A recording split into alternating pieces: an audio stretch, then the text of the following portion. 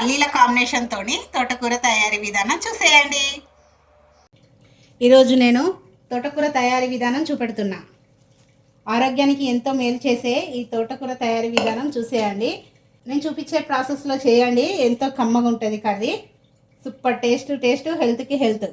పచ్చిమిరపకాయలు, ఉల్లిగడ్డ, టమాటా తోటకూరలో వేసుకొని కాస్త ఉప్పు వేసి చక్కగా ఉడకబెట్టుకుందాం. చాలామందికి తోటకూర వండుకునే విధానం సరిగ్గా తెలియదు కదా. ఇట్లా నేను చూపెట్టినట్టుగా వండుకోండి. ఈ ప్రాసెస్లో తోటకూర చాలా బాగుంటుంది టేస్ట్. కాస్త ఉడికినాక చూపెడతా. ఒకసారి చూడండి ఎంత బాగా ఉడుకుతుందో. మనము తోటకూరని చిన్నగా కట్ చేసుకున్నాం కదా, చక్కగా ఉడికిపోతాయి. సేమ్ నేను చూపించినట్లుగా వండుకోండి. టేస్ట్ మస్తు కుదురుతుంది. తిన్న కొద్దీ తినాలనిపించే టేస్ట్ ఉంటుందండి. తప్పకుండా మీరు ఇలా ట్రై చేసి చూడండి ఒకసారి. కొంతమంది స్టార్టింగ్ పోపు వేసి చేస్తారు. అలా కాకుండా ఇలా ఫస్టే ఉడకబెట్టి లాస్ట్కు పోపు వేయడం వల్ల చాలా పోపులో వేసే ఇంగ్రీడియంట్స్ వల్ల కర్రీకి టేస్ట్ కూడా చాలా బాగుంటుంది.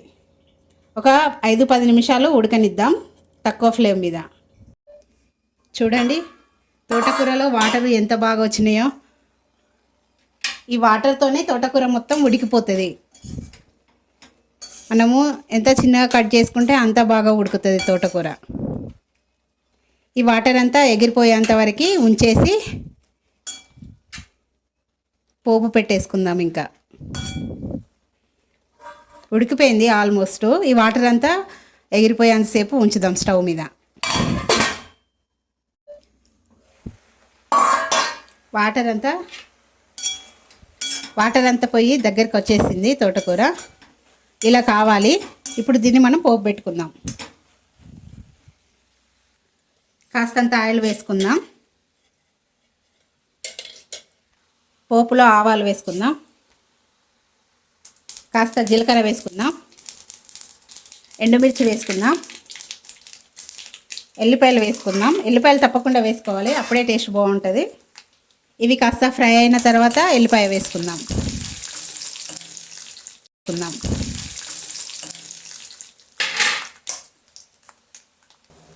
చక్కగా వేగినాయి పల్లీలు. ఇప్పుడు ఎల్లిపాయ వేసుకుందాం.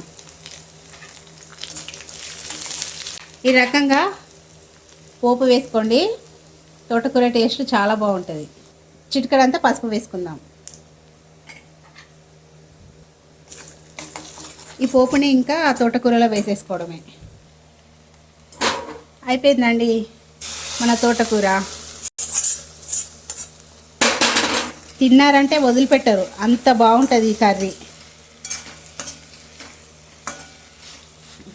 వేడివేడి రైస్లకి ఈ తోటకూర వేసుకొని తినండి. ఎక్సలెంట్ ఉంటుంది టేస్ట్.